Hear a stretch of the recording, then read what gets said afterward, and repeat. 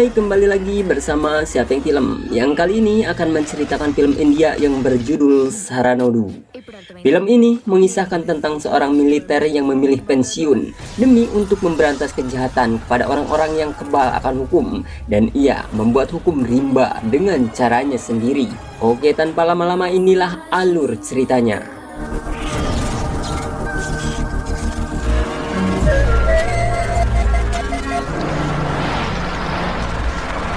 Danus merupakan putra dari Perdana Menteri. Ia mendatangi mantan tentara bernama Anwar untuk memintanya menjual tanahnya karena Danus akan mendirikan sebuah perusahaan kilang minyak.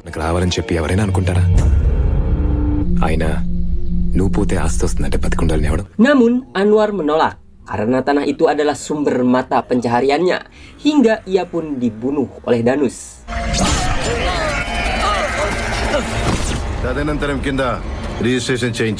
Setelah itu, keluarga Anwar melaporkan kepada pengacara bahwa Danus telah membunuh dan merebut tanah mereka dengan seenaknya.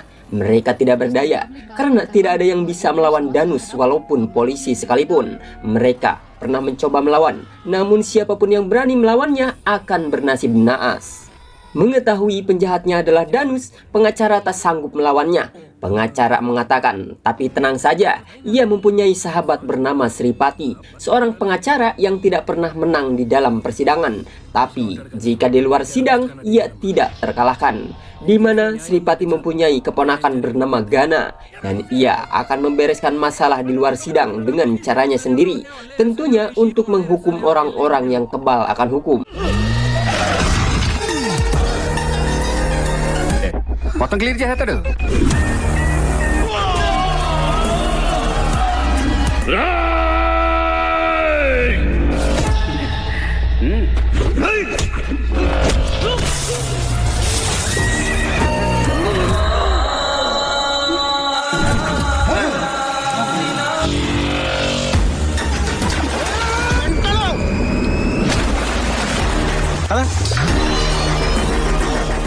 Umapati adalah seorang sekretariat kementerian. Tidak lain, ia adalah ayah angkat dari Gana.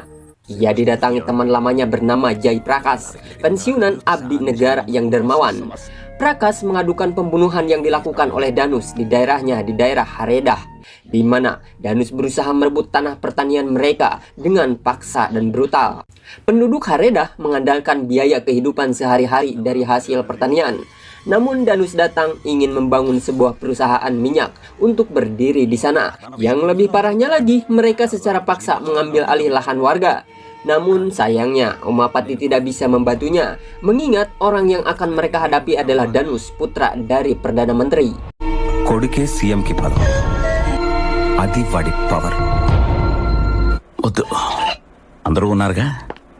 Gana dimarahi oleh ayahnya karena hobinya yang terus berkelahi.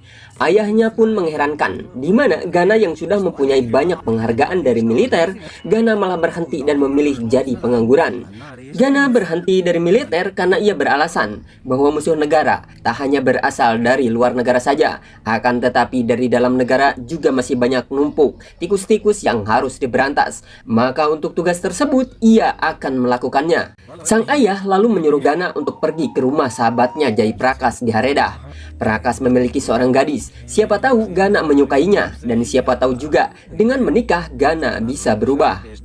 అక్కడికి వెళ్ళేది అమ్మాయి నీకు నచ్చడానికి కాదు. Di tengah perjalanan menuju Haredah, Gana terkagum kepada wanita cantik yang dilihatnya.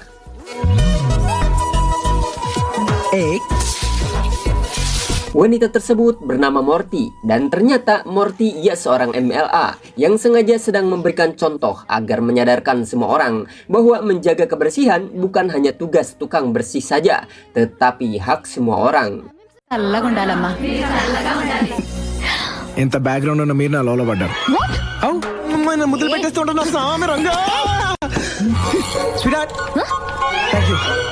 Di sisi lain, Danus kedatangan seorang anak pengusaha kaya bernama Pirenda. Pirenda meminta bantuan karena dirinya terlibat kasus pemerkosaan dan pembunuhan seorang wanita bernama Mahima.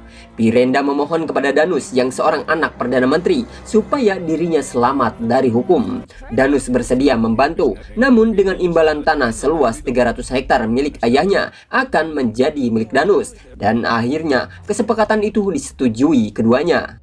Di tempat lain, orang tua Mahima juga mendatangi Morty untuk meminta bantuannya atas kasus pemerkosaan dan pembunuhan yang menimpa putrinya.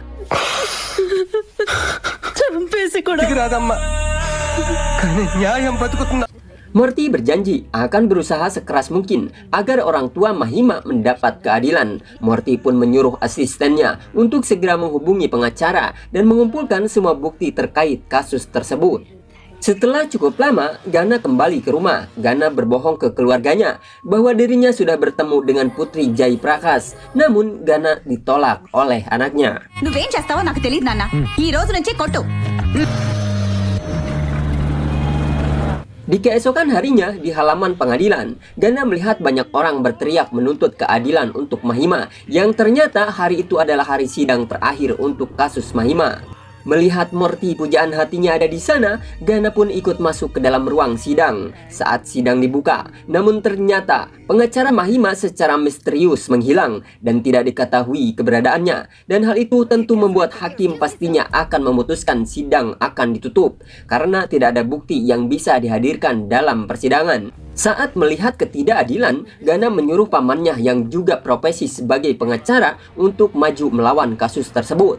Namun pengacara Pirenda keberatan karena hari ini sidang terakhir dan tidak bisa lagi diundur. Malahan dengan kejamnya pengacara memfitnah Mahima. Ia mengatakan bahwa saat kejadian Mahima sudah hamil 6 bulan. Dengan memanipulasi surat dokter dan membawa polisi bayaran sebagai bukti bahwa Mahima seringkali ditangkapnya dalam rumah bordir. Hingga akhirnya hakim menyatakan bahwa Pirenda tidak bersalah.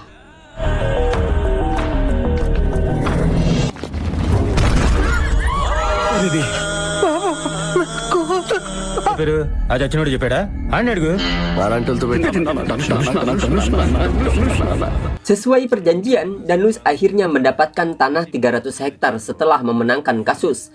Namun betapa terkejutnya ia ketika melihat Pirenda dan pengacara yang sudah babak belur. Yang ternyata asal kejadiannya pada saat itu mereka sedang merayakan atas kemenangannya. Tiba-tiba datang seseorang untuk menghukum orang-orang yang kebal dari hukum.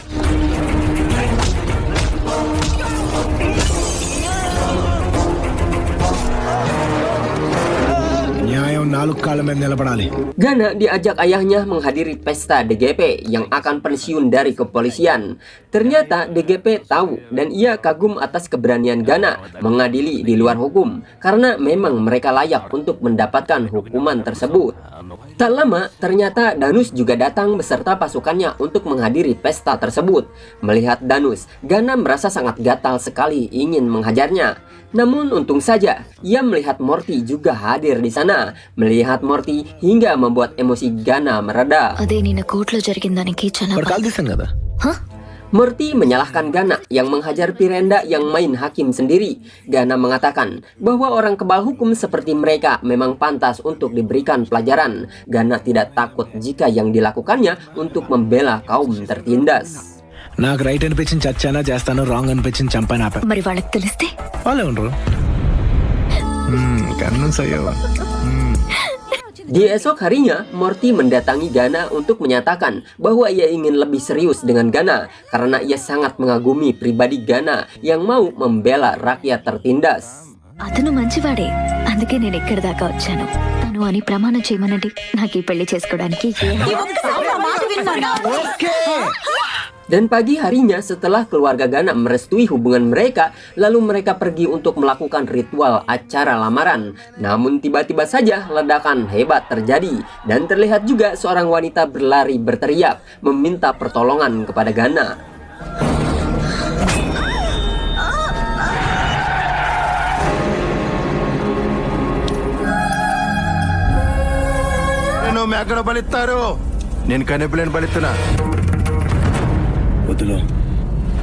Melihat wanita yang tidak berdaya, Gana tidak bisa lagi menahan emosinya, lalu menumbuk mereka seperti rujak satu persatu.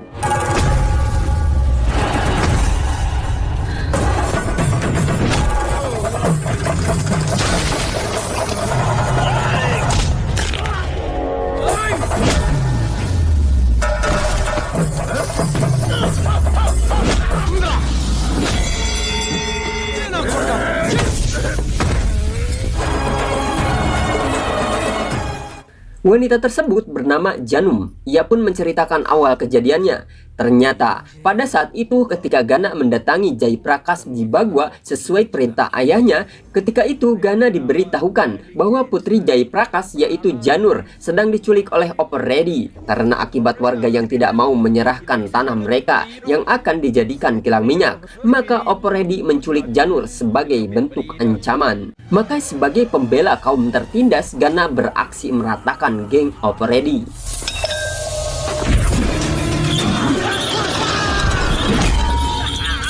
అమ్మాయిని చూసిరారా అంటే చూడకుండా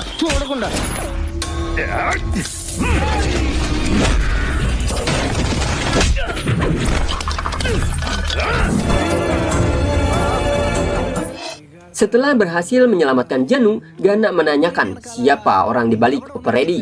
Karena siapapun orang di baliknya, mereka berhak diberikan pelajaran dan warga berhak mendapatkan keadilan mempertahankan tanahnya. Namun Jai Prakas tidak memberitahukan bahwa orang di balik Operedi ialah Danus, karena ia akan sangat berbahaya untuk Gana jika berurusan dengan Danus. Janu mulai jatuh cinta kepada Gana karena telah menyelamatkannya. Ia juga merasa aman jika bersama Gana dan kemudian meminta kepada ayahnya untuk menikahkannya dengan Gana.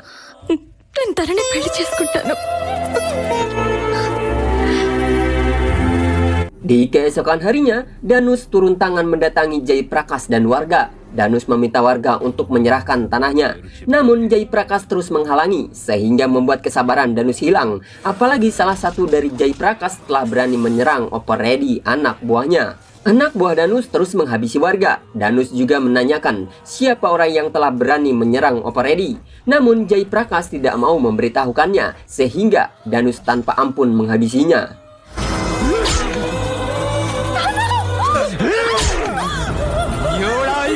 Di hembusan napas terakhirnya, ayahnya meminta Janu untuk pergi menemui Gana untuk meminta bantuannya. Maka dengan rasa sedih yang luar biasa, Janu meninggalkan ayahnya. Hingga pada akhirnya, Janu bisa berhasil lolos dan menemui Gana.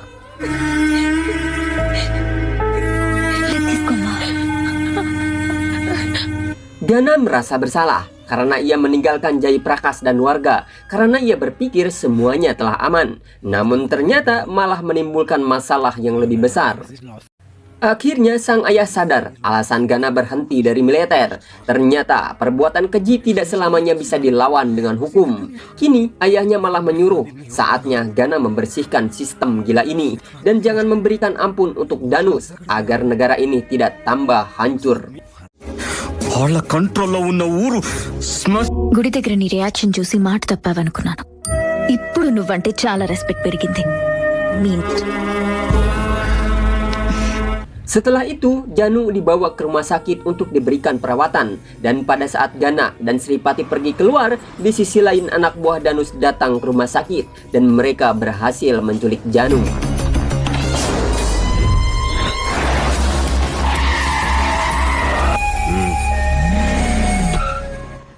Ketika Danus menodongkan pistol, tiba-tiba ia terkejut. Ternyata Gana juga sudah ada di sana. Danus segera menembakkan pistolnya. Namun ternyata pistolnya tersebut pelurunya kosong. Dan kejadian sebenarnya ternyata ketika anak buah Danus menyusup ke kamar Janu, Gana datang tepat waktu menghajar anak buah Danus lalu menjejalkan peluru tersebut. Gana mengatakan akhirnya ia bisa bertemu dengan pria pengecut seperti kau Danus, dan ia akan memberikan hukuman yang berat kepadanya. చూస్తావా?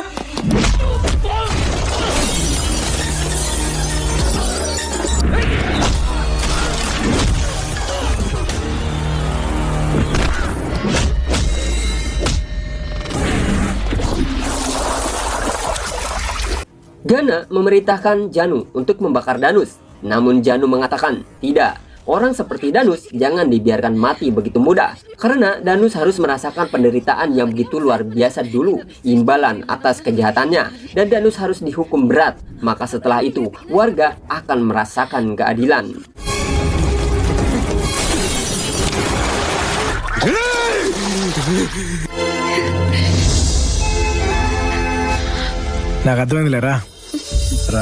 Media digemparkan atas penyerangan kepada Danus, sedangkan Perdana Menteri kesal siapa yang telah berani menyentuh anaknya.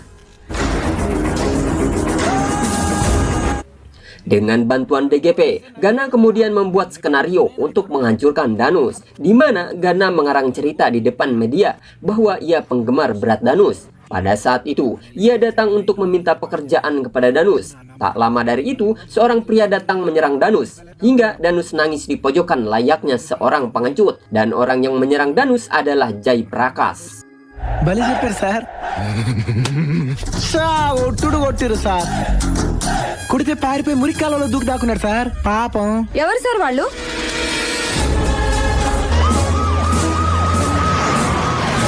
Danus segera menghubungi Operedi, namun polisi terlebih dahulu menyergap mereka. Operedi mengancam polisi untuk mundur, lalu tiba-tiba Gana muncul hingga seketika membuat Operedi dan anak buahnya ciut ketakutan dan langsung menyerahkan diri kepada polisi. Operedi juga menjelaskan bahwa ia hanya menjalankan perintah dari Danus dan ia bersedia menjadi saksi atas kejahatan Danus.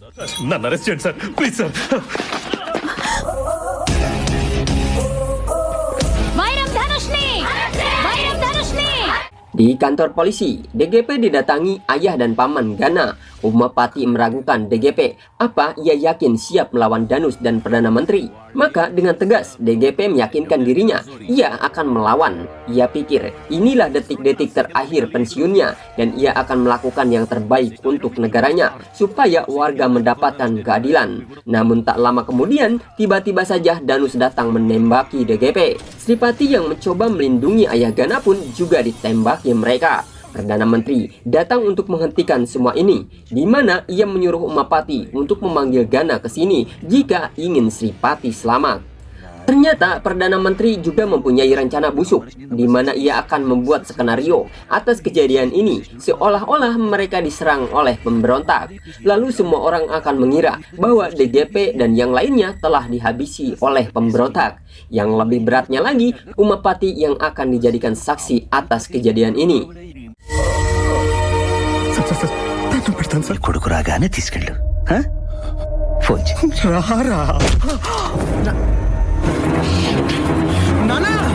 Tak lama kemudian Gana datang dan betapa begitu terpukulnya ia melihat paman tercintanya terluka parah.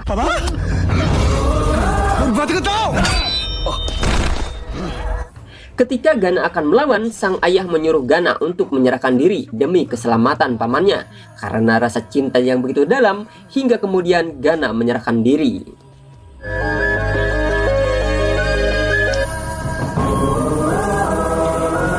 Umapati marah dan meminta Perdana Menteri untuk membiarkannya pergi membawa paman Gana ke rumah sakit, sesuai janji jika Gana menyerahkan diri. Dan jika pamannya mati, maka Gana akan menghancurkan mereka semua. Merasa tertantang, Perdana Menteri malah menyuruh Danus untuk membunuh Sripati. Dan kita buktikan seberapa hebat Gana. Dan tiba-tiba, Gana bangkit bagai harimau yang langsung menghabisi menteri dan pasukan Danus.